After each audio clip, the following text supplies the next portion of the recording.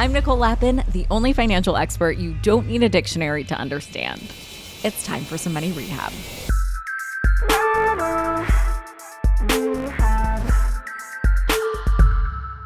Happy Thanksgiving, money rehabbers. Of course, the big theme today is gratitude, which is something we should hold close not only today, but every single day, because practicing gratitude is good for your mental health, and good mental health is good for everything. I know this firsthand. I talked about this on a recent episode of my other podcast, Help Wanted. It's a career advice podcast I co-host with the Entrepreneur Magazine editor-in-chief, Jason Feifer. Jason and I recently had a very honest conversation about burnout and balance, which I have to say was unlike any conversation I've had before.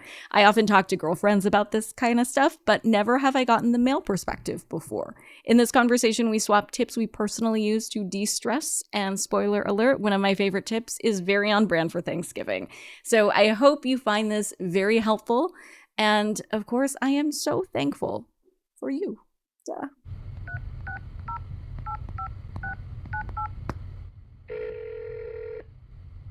This is Help Wanted, the show that makes your work for you. I'm Jason Feifer, editor-in-chief of Entrepreneur Magazine. And I'm money expert Nicole Lappin. On Tuesdays, Jason and I answer the helpline and help callers solve their work problems. And on Thursdays, I give you one way to improve your work and build a career or company you love. And it starts now. I am not usually contemplative on Thanksgiving. It is usually just a giant meal. But I have to say, I have been thinking a lot about gratitude recently. Does Thanksgiving make you think of anything? I mean, mostly I've been thinking about whether or not I can email people on Thanksgiving, or do I schedule send it, or are people working, or is like, what's happening? What is the etiquette around it? That is an important question. Well, why don't we tackle that first, and then we're going to talk about gratitude. Do you email people on Thanksgiving? So historically, I've actually always worked on Thanksgiving. As you know, I don't really have a family. This is not a sob story. This is just fact. And I have always been like the plus one at a significant other's house or at Friendsgiving.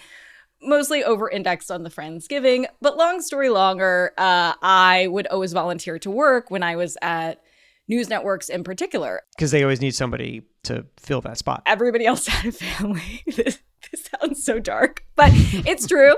Everybody wanted off, and I didn't. And I got bigger opportunities. I anchored bigger shows. I filled in on shows where people were off, doing Thanksgiving type things. So I was always working, and I was just like, in that mindset, and I assumed other people would want to respond to me because they would want a little distraction from whatever Thanksgiving festivities that I was not part of. And did that turn out to be true? That is your hypothesis. People want to hear from you. Do you hear back from people? Do you send business emails now on Thanksgiving? I don't know. So now I'm not working on Thanksgiving, so I don't know. If I email you, will you email me back? I most certainly will. Of course I will. On Thanksgiving. Yeah, on Thanksgiving. Text me on Thanksgiving and we're gonna be in touch. I am usually with family on Thanksgiving, but that does not consume all my time. Often there's a lot of sitting around, and then I just end up looking at my inbox and I don't have any emails coming in, and I kind of half wish that I did. You know what I do though? I will often step away at some point to just try to get a few things done, because that's how I'm oriented. It's like, if I can get some stuff done now, then it's less stuff that I have to do later. But I don't hit send on those emails. I hit schedule on those emails. So I will write people emails on Thanksgiving, but I will set them to send the Monday afterwards because it feels more respectful. But if someone reached out to me, I would totally respond to them. That's so interesting, because if everyone is schedule sending on Monday, then everybody's going to be bombarded on Monday, and it's going to stand out less. So it's kind of counterintuitive. If I send you an email on Thanksgiving, you're looking for an excuse to get away from the fam for 5 minutes, true or false. And you're like, Nicole sent me this important email. I got to duck out into a quiet room. Goodbye. That's totally true. Well, look, I don't have any particular stats on this, but I was just reading a newsletter for creators. Shout out Jay Klaus of Creator Science, about whether or not creators should send out content on holidays. And what he said was that there is still a significant readership out there for content on holidays. And that sometimes because there's less competition for attention during holidays, that actually sometimes if you send out a newsletter or you do a social post, it can do better than average, which definitely does tell you that there are a lot of people who are just sitting around with their family, perhaps avoiding their family, and they're looking at social or they're checking their email. And so I don't have a hard rule here, but I guess my rule would be if you're going to reach out to somebody literally on Thanksgiving, you're going to hit send on Thanksgiving, that person should be a friend or friendly. Therefore, it doesn't risk coming across as trying to intrude upon their holiday. Like if you sent me a note, that would be totally fine. But I wouldn't send a note to somebody I didn't know because it would come off, I worry, as if I don't recognize that they have other things to do. And that's why I would rather hit schedule send. Interesting. I mean, you mentioned the content too, and that's something else I've been thinking about. Back in the day when you and I were starting out in newsrooms, we would have a content calendar and it would be around, major holidays. Now there's a holiday for like everything, donuts and bunnies, and I don't even know. Actually, National Donut and Bunny Day is a great combined holiday. It's delightful. It's actually bunnies eating donuts. I was going to say donuts eating bunnies, but that's actually Easter. It's just called Easter for non-Jews. Do you think we should talk about the thing that Thanksgiving is actually supposed to be about, which is not social media posts? It is gratitude. Yes, you have been having deep thoughts about this, and I want to hear them. Okay, yeah. Follow me down the gratitude rabbit hole where there are donuts at the end of the Perfect rabbit hole.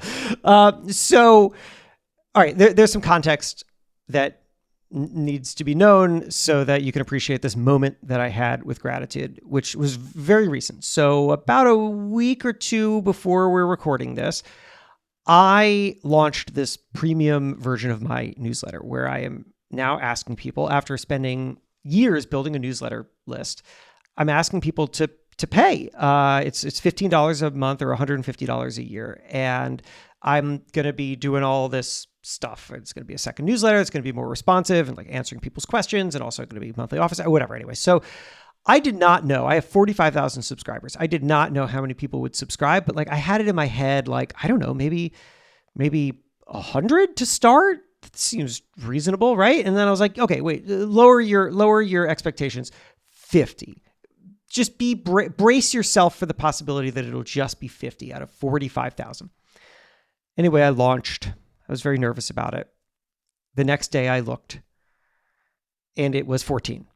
14 people had chosen to pay money to subscribe to this thing. So 0.031%. It's not good. It's not ideal. The numbers are not good. I had a real like panic moment when I saw that. I think I audibly said, well, that's not good. And then I was just sitting there like, I'm sure you've had this. You're just like, it's just like, I don't know. You're just the blood is moving through your body in a different way. And you're having trouble kind of deciding what to do.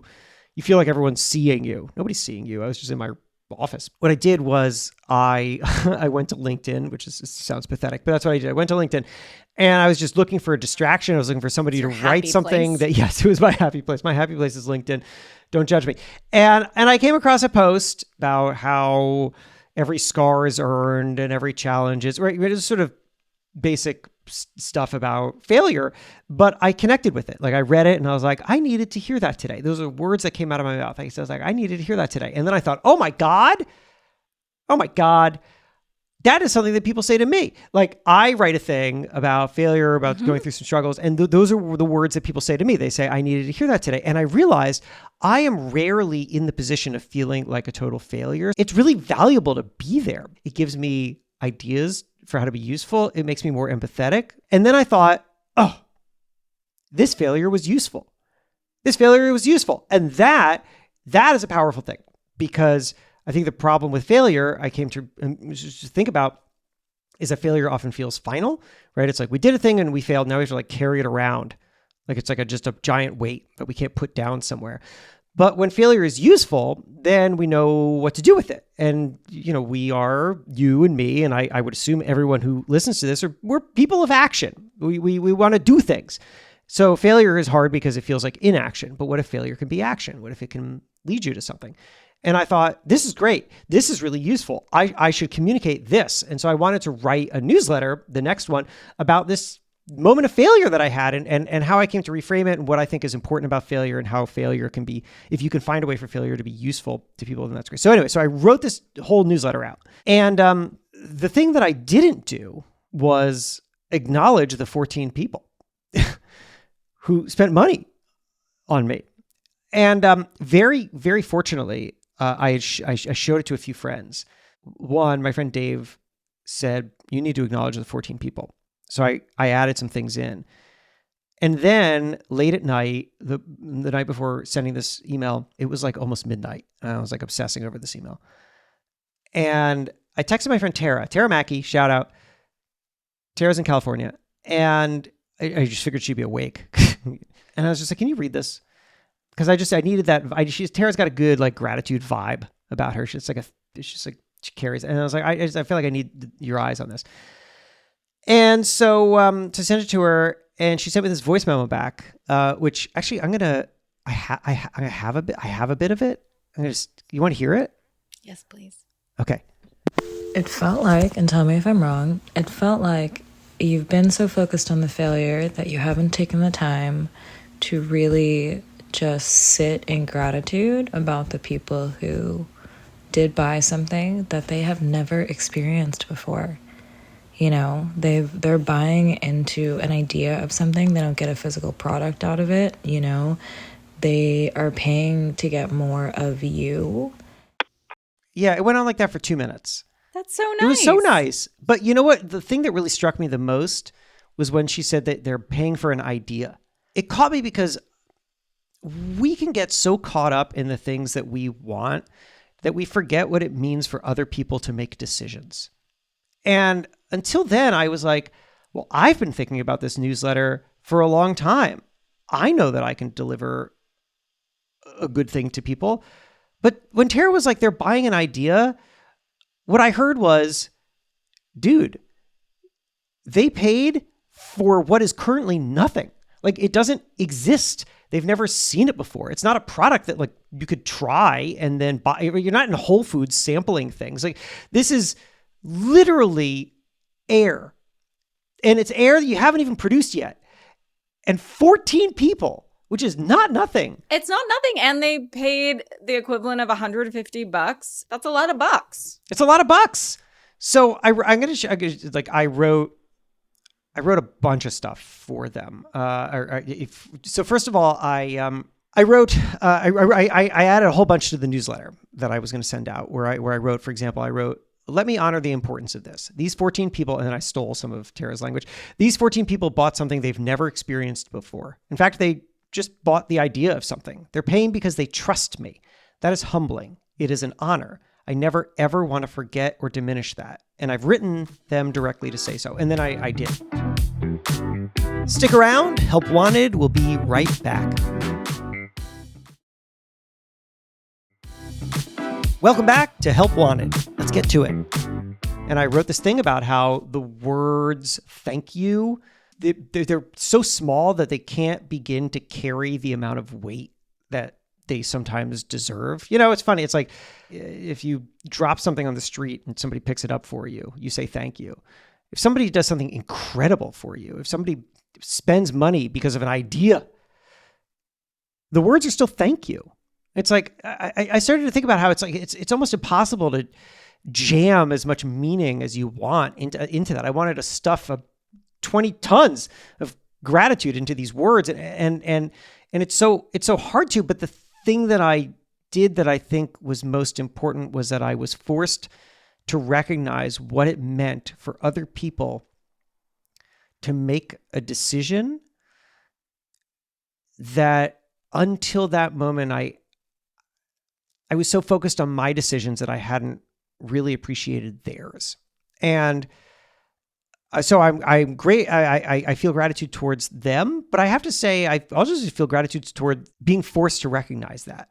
I think that we don't often spend enough time, or we're not forced to spend enough time stepping back and saying, for someone else to have done this thing for me was for them to fill in the blank, put an incredible amount of faith in me, spend their money on me instead of something else, make a calculation that I am a positive force in their life. Anything. It's not just buying, right? It's somebody deciding to spend time with you. They bet on you. They're confident in you. It's actually pretty incredible. But it didn't feel incredible at the start. And now it does. And doesn't that just show you, like, I wrote in the newsletter, failure is a matter of perspective, and I had to change mine. And that is a thing I want to hold on to. That's the reason why I was thinking about gratitude going into Thanksgiving, is like, I am better if that's how I'm thinking. It's not easy, though. So you're grateful for those 14 folks. I hope I have made that clear. But the reason that I'm asking you that is because there are gratitude exercises where you explicitly have to say that. It's not like implied that I'm like generally grateful. It's really important to create new neural pathways around gratitude by actually writing down a specific thing. And the more specific, the better. And the more specific action, actually, the better. So traditionally, a gratitude journal, and there are a lot of different varieties, and I came out with a companion one for my third book, is write down 3 things you're grateful for every day, and then something that would make today great. And typically, the reason that people stop doing this is because they write the same things over and over again. Exactly like, what I'm I grateful was for thinking. my family. Yeah. I'm grateful for my wife. I'm sure you're grateful for Jen. The way to make this more sticky is to say, I am grateful for the hug Jen gave me on my way out the door when I was having a shitty day or whatever. Like being really, really intentional about the action that you're grateful for. So in this case, the reason why I asked you what you're grateful for is because there's a lot of things you could be grateful for. Like if you break that down, you could say, and I'd actually love for you to do this exercise if you would indulge me. But like it's the time that Tara took out of her day to send a voice memo. It's the 3 minutes that Tara Mackey took out of her day that's very busy and she's creating a big company and has all of these things to do, to send me a thoughtful 3-minute long voice memo. It is, it's very like intentional actions that have happened during your day that you're grateful for. And what that ends up doing is that it trains you to start looking for those moments moving forward. So it becomes almost like a flywheel effect of I am starting to train my mind to look out for these little moments that I'm grateful for, and I will spot them, and then I will have more moments to be grateful for and write down. What I like about that is how what it feels like it's doing is kind of forcing you to drop little anchors throughout your day into the present, to live in the present or whatever. These are sort of language that feels like a cliche to me, but I have been thinking a lot recently about how some people live in the past and how I don't think that's a good thing to live in the past, but also that to live in the future too much is perhaps equally bad. And I think I do live in the future a lot. Like I think of the things that I do as setting up for the future. That's often how I justify the hours I might work, or the reason to do something that I don't want to do is because like it will set up a better thing in the future. But to just live in the future is also not to appreciate the things that you have now, right? Like to live in the past, the problem that I have with it is like, oh, well, then you don't appreciate what you have now. But to live in the future, it creates the same problem. And the gratitude exercise that you're laying out here, what I like about it is that it feels like it's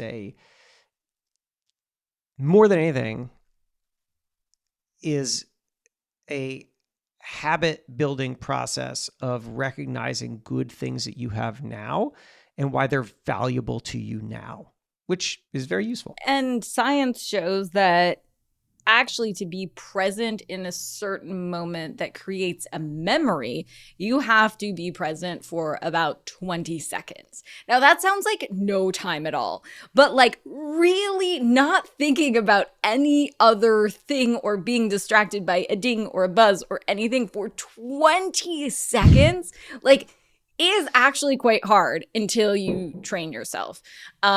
So staying present for you, it sounds like, means that you are grateful for the things you have now that you had long wished for, Jason. I know that it has been years in the making that you've been thinking about how to create a subscription offering. You've been really, really thoughtful about not launching it too soon. You've tried to collect data and information, and you've talked to all the people, and you've been planning for this moment where you had no subscribers last year. You had no subscribers the year before, but it was something that you wanted long before they were born, so to speak. And it was the moment that, former Jason would have been excited about. Yeah. Right? And so I think it's important. There is like a me type cliche of these are the things that like your former self dreamed of. Right. And so sometimes I get in the same habit, right? I get really frustrated with myself and I feel like a complete failure and that I haven't reached my goals or I haven't reached my revenue markers or like all of these things and I totally suck. And then I remember like, oh my God, I remember the time that I had no revenue. And I remember the time that I would have dreamed to like run a company or be my own boss or whatever else. I think a lot of the nitty gritty stuff that we are so hard on ourselves about takes away from a bigger picture of the fact that we should, our present selves, be proud of ourselves. Our former selves are really proud of ourselves, if we're being honest. Mm-hmm. And you're setting yourself up for an awesome future, Jason. I love that. I was thinking as you were talking about how the problem that we often create for ourselves is that as soon as we have something, we instantly move the goalpost. We move the goalpost. We treat it as if we always had it. And therefore, there isn't the satisfaction of having gotten it. And now we're only looking ahead from that starting point. And the gratitude exercise, the thing about it, like what is the moment of gratitude? Tara said to sit in gratitude, which is not a phrase that would have naturally ever come out of my mouth, but I appreciate that it's what she was asking me to do, was to recognize the value of adding those things. You didn't always have those things. You can't just act like you always had them when you get them and then not appreciate them. Yeah. It's the moment of addition. It's recognizing the moment of addition instead of letting that moment slide right past you. Let's bathe in addition. Bathe in addition.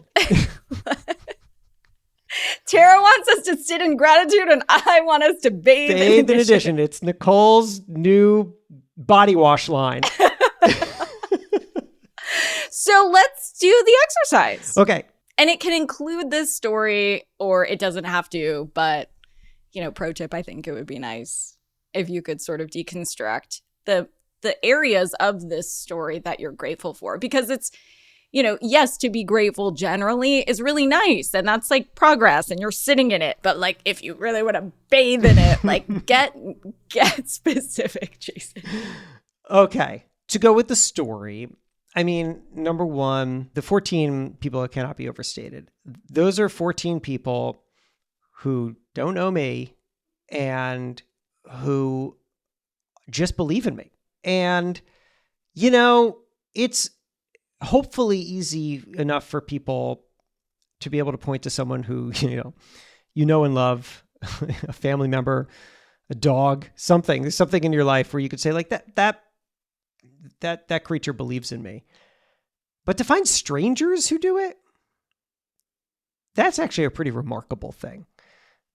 That shouldn't be overstated. And also I have to say, I feel like an incredible obligation to those people, because it's one thing to just put something out in the world for free and like take it or leave it. These people can enjoy it, but like they spent money. They expect something and I have to deliver. And that feels like, and I don't know if this is the same line if we've moved into the second thing that I'm grateful for, but I will say that I am really grateful to have discovered that as a feeling. I don't have a lot of people who pay me for things,